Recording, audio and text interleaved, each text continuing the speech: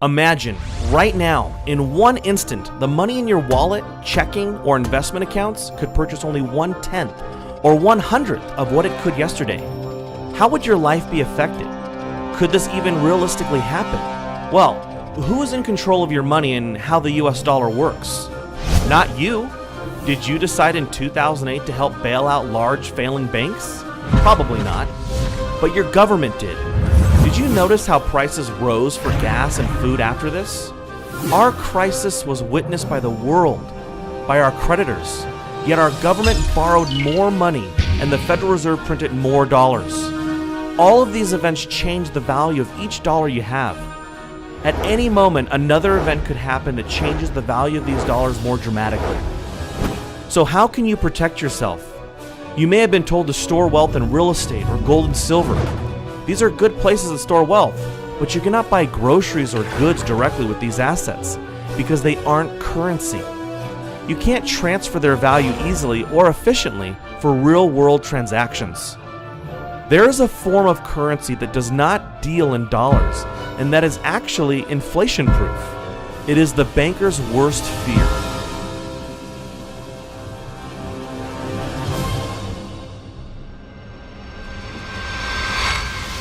Why is gasoline so expensive? Telling us which food brands are ready for the uptick in costs. The United States has just lost its top-notch AAA credit rating. 18 people have been charged in what may be one of the nation's largest credit card fraud rings.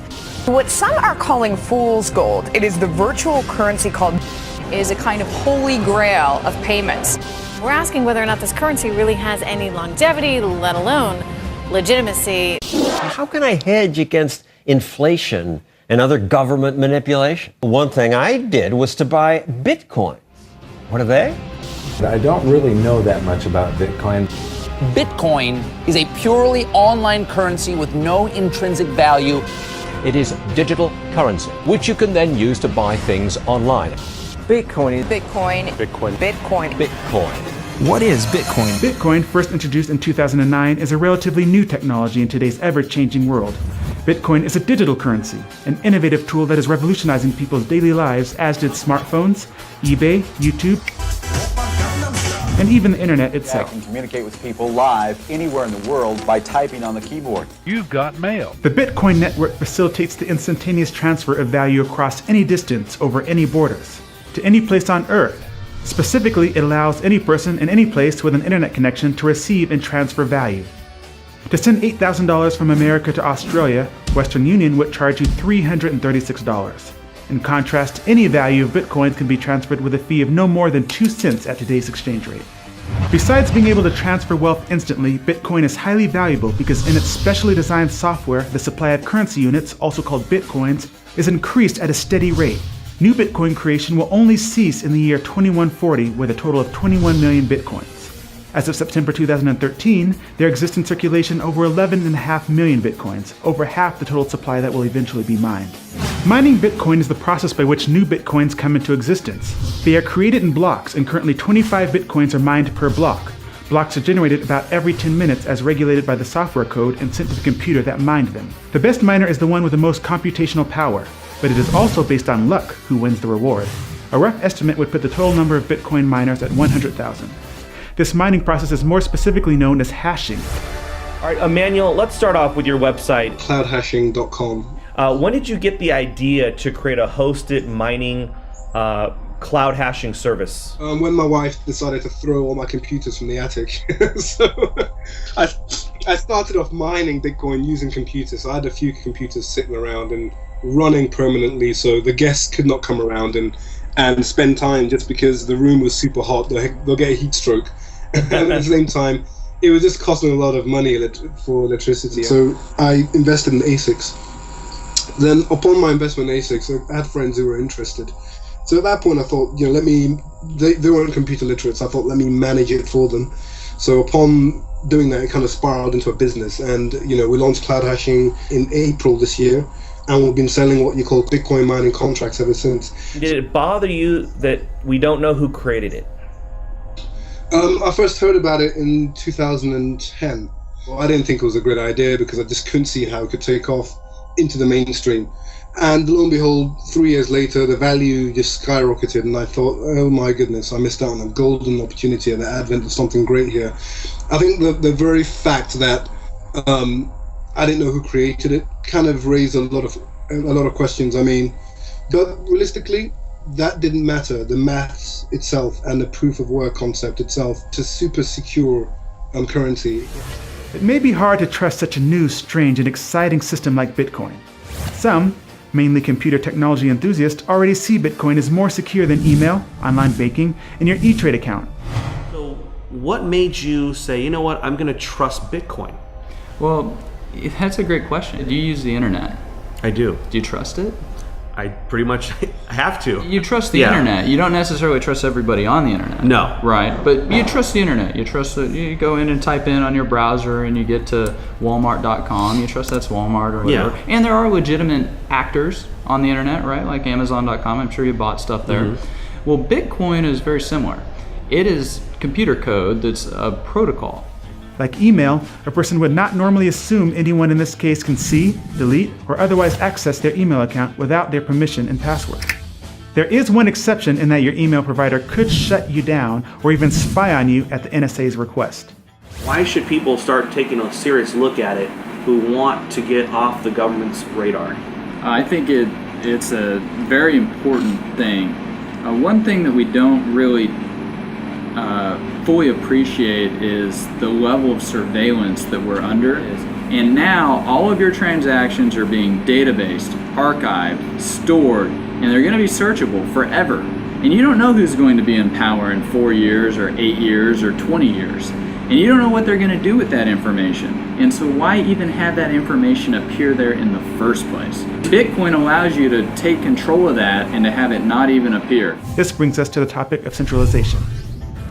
Bitcoin is decentralized. This means there is no central authority that can stop any specific Bitcoin transaction, and the same goes for the Bitcoin system as a whole. No one can lock or freeze a Bitcoin wallet or address, unlike a bank account. No one can arbitrarily create more Bitcoins than the software program was designed to make. No one can change the software without the majority of the entire network of users accepting a change. Programmers of the Bitcoin software are thus limited in their scope of changes to what the market is driving. Max Wright, he wrote a book called Bitcoin Revolution. A lot of people are fearful that the government's going to attack it. With regards to resisting government violence, I think Bitcoin has a really, really unique, to me it's a unique currency in all of history. It's never happened before. So and the analogy that Bitcoin advocates use is with regards to Napster. We all know Napster was a great file sharing tool, but it was run out of a central server in a company. There was a CEO to harass, there was a company to harass, and the government can send in men with guns and force them to unplug the server. Service is over.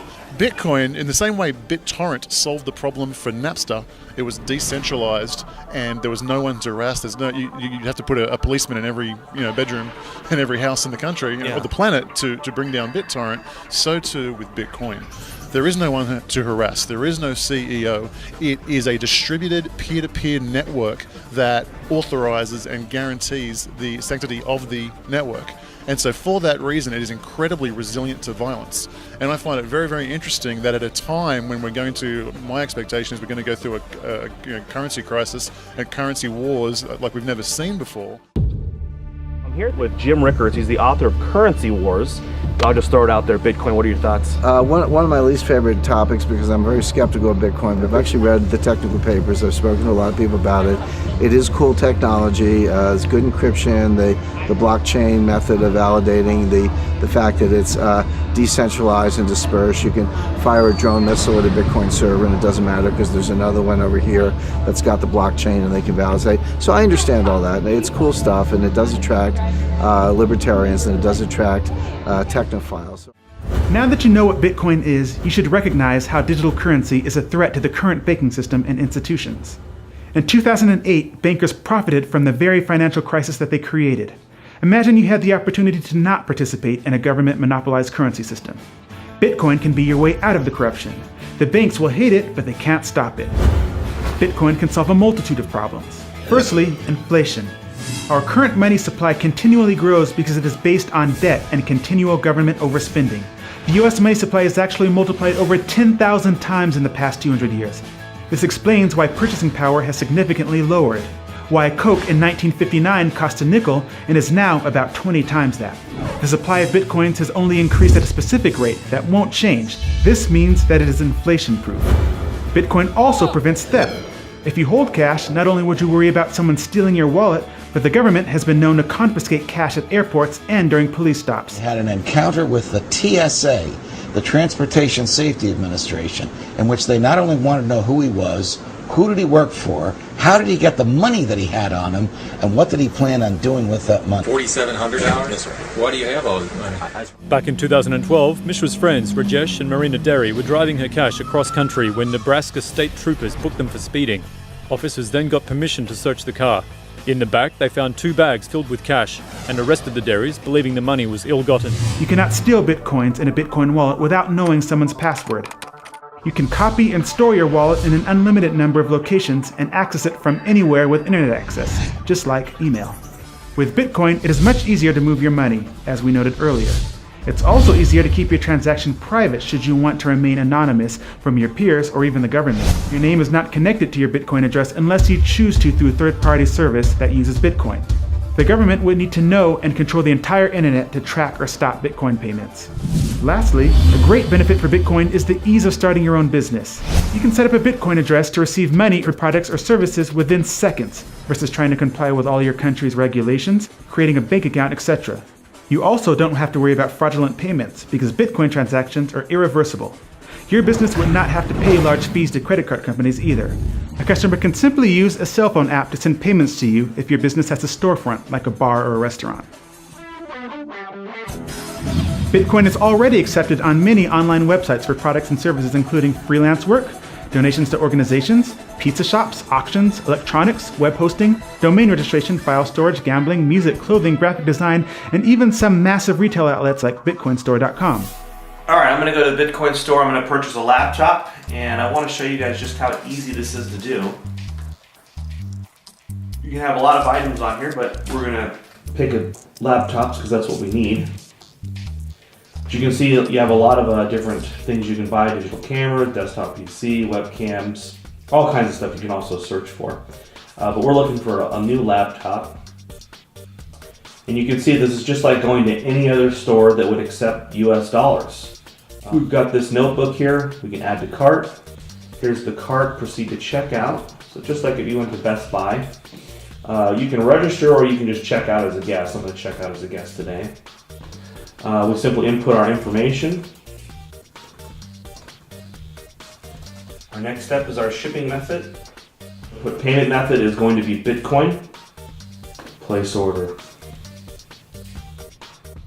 Okay, so we would just scan this with our phone, or we could use view address to pay it. And once you do that, you input that into your Bitcoin wallet, and the transaction is complete. Today is September 22nd, so I guess we'll see how fast they ship it out. Wow, so it's only been 2 days. Free shipping. We ordered it on the 22nd of September, and we received it on the 24th. You've got all your accessories, brand new. Yeah, same price as Amazon. I didn't pay anything extra for it. It's perfect. That was easy. Let's see what else I can do with Bitcoin. All right, so I'm on bitmit.net, and I'm going to sell my old TV. A lot of my friends and stuff were giving me crap, so I ended up getting this new TV. I've had this TV for, 10 years now. It's a 62-inch. Sweetheart, some Africans from Ghana want to buy our TV with Bitcoin. Over 1,000 people attended the Bitcoin conference in San Jose, May 2013. The Bitcoin Forum has over 100,000 members discussing Bitcoin. Payment processor BitPay currently has thousands of merchants using their services to accept Bitcoin payments on their websites. As of September 2013, the value of Bitcoins created has reached $1.5 billion as determined by the free market. Bitcoin seems to be growing at a rapid rate, maybe even outpacing the government's ability to regulate it. When the Financial Crimes Enforcement Network of the Department of the U.S. Treasury announced that virtual currencies are subject to the same rules as other currencies, the price didn't crash. In fact, it went up from there, as if attempts to regulate Bitcoin don't matter. This idea that somehow, you're escaping government scrutiny or you're outside the government matrix or whatever. It's just not true. Mt. Gox was attacked by the government. Of course, the Silk Road, now arrests have been made. So the government's watching everything you do. So there were a lot of exchange popping up, and they started getting hammered. And I mean, with all the laws and banks closing their accounts and stuff like that, and that made it difficult. But then in comes local Bitcoins. They let individuals advertise whether they want to buy or sell, and those individuals hook up with each other. And that's making it a lot easier. Buying Bitcoin is getting easier. Selling it, I guess, is getting easier too. There's no reason in the world that a privately issued currency couldn't be issued and serve maybe even better, because it's totally beyond the temptation of politicians to start meddling with the rules. Yeah. It's beyond the reach of political temptation. Now, picture a world where you are in control of your money, where you're free to spend any amount, small or large, anywhere in the world, and your identity is safe. Your money cannot be diluted by government creating it out of nothing and then giving it away to banks, special interests, towards wars, or in foreign aid. You can help stop selfish banking interests. You can shape your destiny. And we don't even have to end the current system. We just merely need to bypass it. Thank you for watching our video. Go to our website at bankersworstfear.com to receive your free report on how you can start opting out of the current monetary system. You'll also receive full guest interviews as well as exclusive analysis from future money trends. Close enough.